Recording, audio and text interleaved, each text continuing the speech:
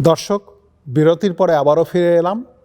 আমরা আবারও শুনবো মিস্টার আহমেদের কাছে থেকে এই যে সিচুয়েশন, এখন ইন্টারেস্ট রেট যে অবস্থায় আমরা হাইকে এসছি, আপনার কি সাজেশন? এখন আমি যদি একটা মর্টগেজ নিতে যাই, আমার কি ভেরিয়েবলে যাওয়া উচিত? যে ভেরিয়েবল রেট যাদের মর্গেজটা আছে, যাদের ছিল হচ্ছে 1.5% interest rate, all of a sudden এরা দেখছে এদের ইন্টারেস্ট রেট চলে গেছে প্রায় 5.25%। রাইট। সো যদি $500,000 মর্গেজ থেকে থাকে, তাদের মান্থলি পেমেন্ট বেড়ে গেছে প্রায় $900 to $1,200, ডিপেন্ডস। তাহলে $1 মিলিয়ন যদি মর্গেজ থাকে, কি পরিমাণ বেড়ে গেছে? রাইট। কারণ যদি ফিক্সড ইনকাম থেকে থাকে, তাহলে এই ফিক্সড ইনকামে এটাকে অ্যাফোর্ড করা is not easy. Now here is not the end. Interest rate কিন্তু এখনও বাড়া শেষ হয় নাই। এটা কোথায় গিয়ে শেষ হবে আমরা কিন্তু এখনও জানি না। যদিও ব্যাংক অফ কানাডা ডিসেম্বর 6-তে আর একবার ইন্টারেস্ট রেট 0.5 হয়তো বাড়াতে পারে, এবং তারপরে হয়তো বা এবছরের জন্য থামবে। কিন্তু নেক্সট ইয়ারে আবার কি হবে আমরা কিন্তু জানি না। আমার প্রেডিকশন যেটা, আমার মনে হয় ওয়ার্স টু কাম 2023। দর্শক, আমি আমার অফিসেও আমার স্টাফদেরকে, যেহেতু আমি আলাপ আলোচনা করি সবার সঙ্গে, আমি আমার স্টাফদের ডেকে মাঝে মাঝেই বলি যে দেখো, this is the right time. এই বাজেটিংয়ের ব্যাপারটা মিস্টার আহমেদ যেটা বললেন, যে আমরা এখন আমাদের একটু সংযত হতে হবে। আমরা অবশ্যই ক্যাপিটালিস্ট কান্ট্রিতে থাকি, বাট যে সিচুয়েশনটা এসছে, আমরা যদি এখন থেকেই সংযত না হই, তাহলে বোধ হয় আমাদের জন্য খুব ভালো দিন অপেক্ষা করছে না। মিস্টার আহমেদ, আমরা প্রায় শেষের দিকে চলে এসেছি। আমার কিছু প্রশ্ন, এই যে হাউজিংয়ে যে একটা মনে হয়েছে যে একটা বাবল তৈরি হয়েছিল, আপনি কি 2007-2008-এ যে ক্র্যাশ হয়েছিল, এরকমের কোনো ক্র্যাশ প্রেডিক্ট করেন কি না? এগেইন ডিমান্ড সাপ্লাই 2008-2022 এদের 14 বছর। এই 14 বছরে একটা জিনিস কিন্তু আমাদের খুব সংকটের ভিতরে আমরা আছি, সেটা হলো সাপ্লাই, হাউজিং সাপ্লাই। যেখানে যায় আমরা কিন্তু এটা দেখতে পাচ্ছি, হাউজিং সাপ্লাই। এবং সেই হাউজিং সাপ্লাইটা ইভেন এমন পর্যায়ে গেছে যেটা হলো হোমলেস যারা, তাদেরও আর থাকার জায়গা নেই। এটা এখন গভর্নমেন্ট এদের থাকার বাসস্থানের দিকে অনেক বেশি নজর দিচ্ছে। এরা কোথায় থাকবে? এই যে হাউজিং সাপ্লাইয়ের সংকটটা, এটাতে কি হচ্ছে? এটা অর্থটাই হলো যে demand is very high, supply is very low. এতে গত 14 বছরে সাপ্লাই বাড়েনি, কিন্তু যেটা হয়েছে সেটা হলো যে আমাদের পারচেজিং পাওয়ার বেড়ে গেছে আর কি। 2008-এ যেটা হয়েছিল আমেরিকাতে, সেটা আর আমাদের এখানকার কিছু পার্থক্য আছে। আমেরিকাতে খুব দুটো জিনিস হয়েছিল। একটা হলো যে সাপ্লাই বেড়ে গিয়েছিল, এবং আরেকটা যেটা ছিল সেটা হচ্ছে সাবস্টিটিউট মার্কেট, যেটা হচ্ছে আমাদের এখানে প্রাইভেট লেন্ডিং, এই মার্কেটগুলো, যেটা আমাদের এখানে খুবই কম, লিমিটেড।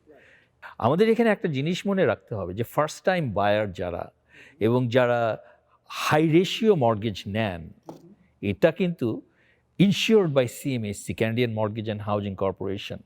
ব্যাঙ্কগুলো কিন্তু 80% পর্যন্ত লোন দিয়েই ক্ষান্ত। They are very safe. এরপরে যেটা, সেটা হলো যে আমাদের demand is very high, very high. এবং এখানে ফরেন ইনভেস্টরদের একটা আছে, কি বলে, দৃষ্টি আছে এখানে। তারা একটা রোল প্লে করতো আর কি, যদিও এটা সাময়িকভাবে বন্ধ আছে। তো আমার মনে হয় না, ওভারঅল সিচুয়েশনে আমার মনে হয় না যে আমরা 2008-9-এর ওই সিচুয়েশনে আমাদের এটা যাবে। এবং আমাদের housing market, since this crisis, housing crisis, আমার মনে হয় না এটা বাবল ছিল। এটা বাবলও না। বাবল না এই জন্যই যে এটা ডিমান্ড অ্যান্ড সাপ্লাইয়ের কারণে বেড়েছে। এটা ইনফ্লেটেড হয়েছে, এটা না। এটা আমার মনে হয় এই ইনক্রিজটা আসলে নট এক্সপেক্টেড, এবং কারণ যে মার্কেটে ফ্লো হবার জন্য। হ্যাঁ, এবং এটাই যদি কোনো কিছু হয়, এই 2 বছরে আমরা যে দ্য অ্যামাউন্ট অফ গেইন দেখেছি, এইটাই লস হবে। আমরা হয়তো 2020-এর প্রথম দিকে ফিরে যাব।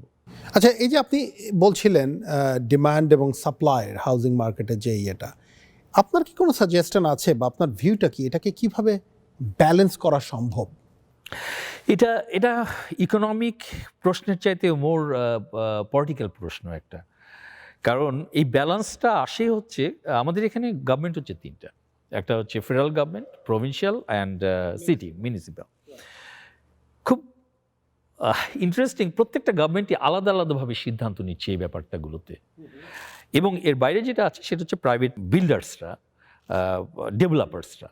হ্যাঁ, তো আসলে আমার মনে হয় যে এই সমস্যার সমাধানের জন্য এই প্রত্যেকটা সবগুলো গভর্নমেন্টকে একসঙ্গে কাজ করা উচিত, এবং একসঙ্গে কাজ করা উচিত এই ডেভেলপার্স এবং বিল্ডার্সদেরকে সাথে নিয়ে আসা উচিত, কোঅর্ডিনেশন দিয়ে কাজ করা coordination উচিত। সম্ভব। এবং আমার কাছে যেটা মনে হয়েছে মিস্টার আহমেদ, যে অ্যাকচুয়ালি আমরা যেটা বাংলায় বলি খাজনার থেকে বাজনা বেশি আর কি। সো আমার কাছে যেটা মনে হচ্ছে যে গভর্নমেন্ট রুলস অ্যান্ড রেগুলেশনসগুলো আরেকটু রিল্যাক্সড করা যায় এই সমস্ত বিল্ডার ডেভেলপারদের সঙ্গে বসে কাজ করে। কারণ এখানে যেটা হয় আমি দেখেছি একটা প্রজেক্ট শুরু করে শেষ করতে হয়তো 7 থেকে 8 বছর লেগে যাচ্ছে, অবশ্যই হুইচ শুড নট বি। এবং মজার ব্যাপার, যখন কাজ শুরু করছে হয়তো 6 মাসের মধ্যে বা 1 বছরের কাজ কমপ্লিট হয়ে যাচ্ছে, কিন্তু তার প্রিলিমিনারি প্রিকন্ডিশন মিট করবার জন্য 5 বছর।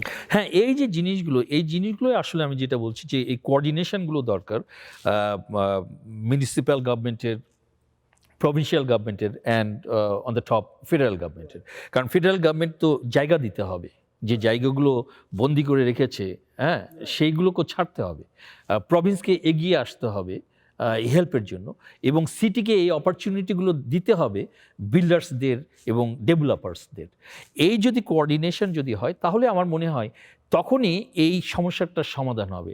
এই যে কাজগুলো হচ্ছে আনফর্চুনেটলি আমার কাছে মনে হয় না যে সোশ্যাল হাউজিং করে এই প্রবলেমের সলিউশন আছে, এটার সলিউশন ওটা না। আমার this is my like honest opinion আপনার। রাইট। আমার আমি একদম শেষ প্রশ্নে চলে এসেছি অনুষ্ঠানের।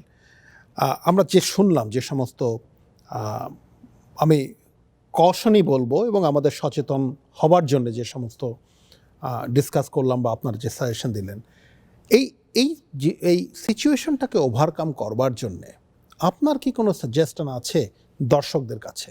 এই যে সিচুয়েশন, এটা ইনফ্লেশন, ইন্টারেস্ট রেট বেড়ে গেছে, প্রত্যেকটা জিনিসের দামই বেড়ে গেছে, এটা ইম্প্যাক্ট ফেলছে আমাদের প্রাত্যহিক জীবনে। এটা আমাদের সবার লাইফেই কিন্তু ইম্প্যাক্ট ফেলছে। যাদের বাড়ি আছে তাদের উপর ইম্প্যাক্ট ফেলছে, হয়তোবা তাদের এই মুহূর্তে যাদের ফিক্সড রেট মর্গেজ আছে তারা হয়তো ওইরকম কনসার্ন নয়, কিন্তু যাদের ভ্যারিয়েবল রেট মর্গেজ আছে তারা কনসার্ন। যাদের মর্গেজ আগামী বছর রিনিউ হবে তাদের বিরাট একটা কনসার্ন। যাদের ফিক্সড ইনকাম, এই ইনকাম বেড়ে যাওয়াতে তাদের একটা কনসার্ন। রেন্ট বেড়ে যাওয়াতে যারা নতুন করে অন্য কোনো বাসা ভাড়া নেবেন তাদের জন্য একটা কনসার্ন। এই যে এত কিছু কনসার্ন, এর ভিতরে আসলে আমাদের বাজেটিং করতে হবে। আমাদেরকে যে কোনো ডিসিশন নিতে গেলে এটাকে চিন্তা করে ডিসিশন নিতে হবে। যদি আপনার মর্গেজ রিনিউয়াল আসে, আমার অ্যাডভাইস অবশ্যই 2 বছরের বেশি রিনিউ করবেন না।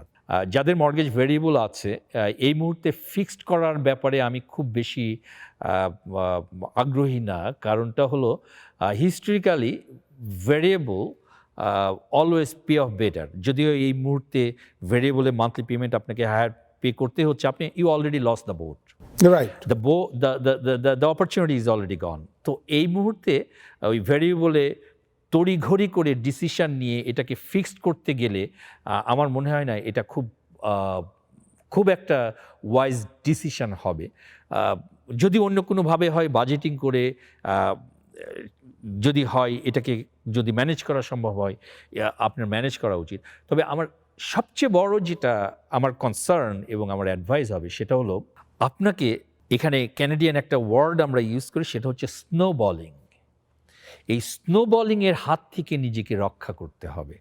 স্নোবলিংটা হলো আপনি যখন ছোট্ট একটা স্নোবল বানান তখন সেটাকে স্নোর উপরে আবার গড়াতে থাকেন, এটা আস্তে আস্তে বড় হতে থাকে।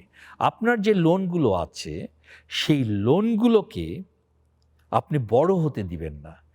আমার বিশেষ অ্যাডভাইস থাকবে এবং অনুরোধ থাকবে, এই এই স্নোবলিংয়ের হাত থেকে নিজেকে রক্ষা করেন। স্পেশালি আমি জানি আমাদের কমিউনিটিতে অনেকেই আছেন যাদের 3টা 4টা 5টা 6টা বাড়ি আছে, এবং being a professional and a professional in this industry, আমি দেখেছি লাস্ট 3-4 মাসে প্রচুর আমার কাছে আসছে যারা চিন্তা করছে যে অন্য কোথা থেকে টাকাটা নিয়ে লোন করে এই সিচুয়েশনটাকে ওভারকাম করবে, হ্যান্ডেল করবে। আমার মনে হয় না it is a wise decision. Please এই জিনিসগুলো মনে রাখবেন। আমি আশা করি এই কারেন্ট সিচুয়েশন থেকে আমরা সবাই পরিত্রাণ পাবো। আমাদের সামনে নিশ্চয়ই সুন্দর সময় আসবে এবং সেই সময়ের অপেক্ষায় আমরা থাকব।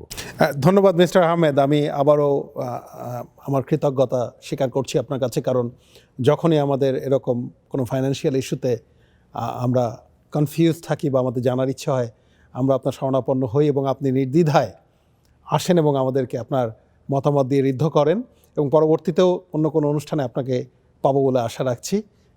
সেই পর্যন্ত ভালো থাকবেন, সুস্থ থাকবেন।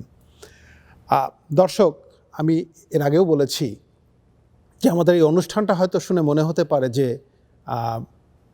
অনেক কিছুই ভয়ের, কিন্তু আমরা আসলে এই অনুষ্ঠানটা করতে চেয়েছি একটা সচেতনতামূলক অনুষ্ঠান হিসেবে, যাতে এখন থেকেই আমরা তারা সচেতন হতে পারি এবং আমাদের এই সিচুয়েশনটাকে, এবং আমি বিশ্বাস করি যে আমাদের এই সিচুয়েশনটা অ্যাকচুয়ালি টেম্পোরারি, খুব কম সময়ের জন্য, এবং আমি প্রে করি তা, বাট এই স্বল্প সময়ের জন্য হলেও যেন আমরা বিপদে না পড়ি, এই কারণে আমরা এই অনুষ্ঠানটা করবার চেষ্টা করেছি।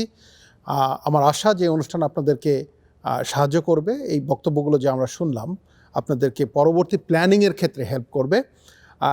পরবর্তী কোনো অনুষ্ঠান নিয়ে আপনাদের সামনে আবারও আমরা আসবো, ল অ্যান্ড লাতে অনুষ্ঠানে। সেই পর্যন্ত সুস্থ থাকবেন, ভালো থাকবেন।